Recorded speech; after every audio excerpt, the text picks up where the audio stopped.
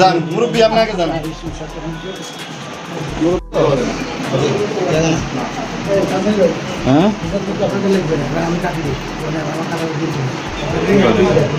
প্রিয় ভিউয়ার্স, আজকে আমরা অভিযান চালিয়েছি ঢাকা মিরপুর 10-এ সিটি প্যালেস আবাসিক হোটেলে।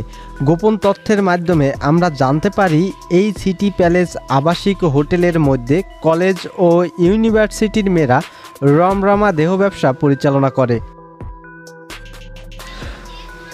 প্রথমে আমরা ক্যামেরা নিয়ে যখন হোটেলটিতে প্রবেশ করতে চাই তখনই হোটেল পরিচালক আমাদের ঢুকতে বাধা দেয় এবং গেটে তালা লাগিয়ে দেয়। এজন্য আমরা নিকটস্থ থানায় সহায়তার জন্য আবেদন করি এবং পরে পুলিশ প্রশাসনের লোক আমাদের ডাকে সাড়া দেয়।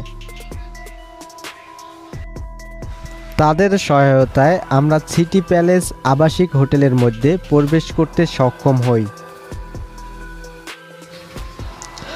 প্রথমে আমাদের চোখে কিছু না পড়লেও পরে আমরা দেখতে পাই অবৈধ কাজে লিপ্ত হওয়ার জন্য বিছানার কাছে কন্ডোমের প্যাকেট এবং আরও বেশ কিছু সরঞ্জামাদি।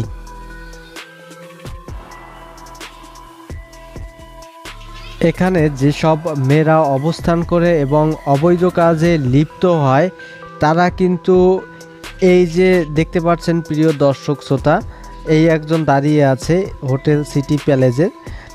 আবার এই সব খাটগুলো কিন্তু তারা ব্যবহার করে থাকে, কেউ বা মেঝেতেও বিছানা পাতিয়ে নিয়েছে। দেখতেই পাচ্ছেন বেশ কিছু ব্যবহৃত জিনিসপত্র রয়েছে।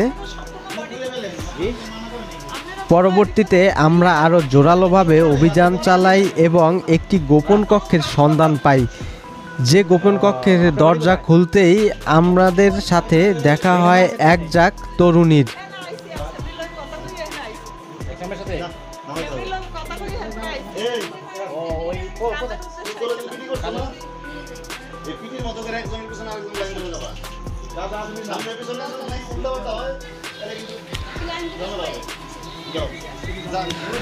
পরে পুলিশের সহায়তায় তাদের জিজ্ঞাসাবাদের মাধ্যমে আমরা জানতে পারি তারা বেশিরভাগই কলেজ এবং ইউনিভার্সিটি পড়ুয়া ছাত্রী।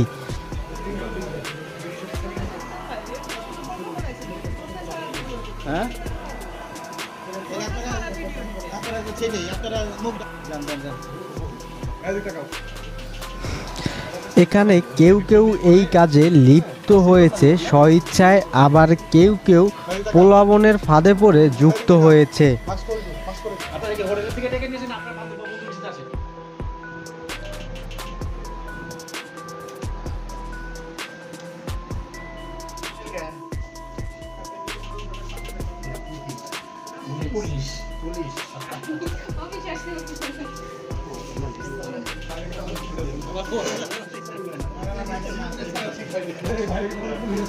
পরবর্তীতে এই ধরনের অবৈধভাবে দেহ ব্যবসা করার কারণে তাদেরকে মিরপুর থানায় আসামি হিসেবে ধরে নিয়ে যাওয়া হয়।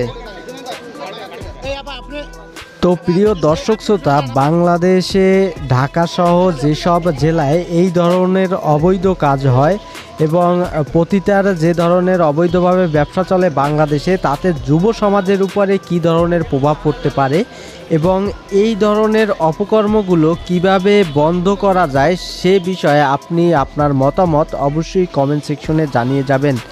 ভিডিওটি ভালো লাগলে একটি লাইক দিয়ে চ্যানেলটিকে সাবস্ক্রাইব করে দেবেন।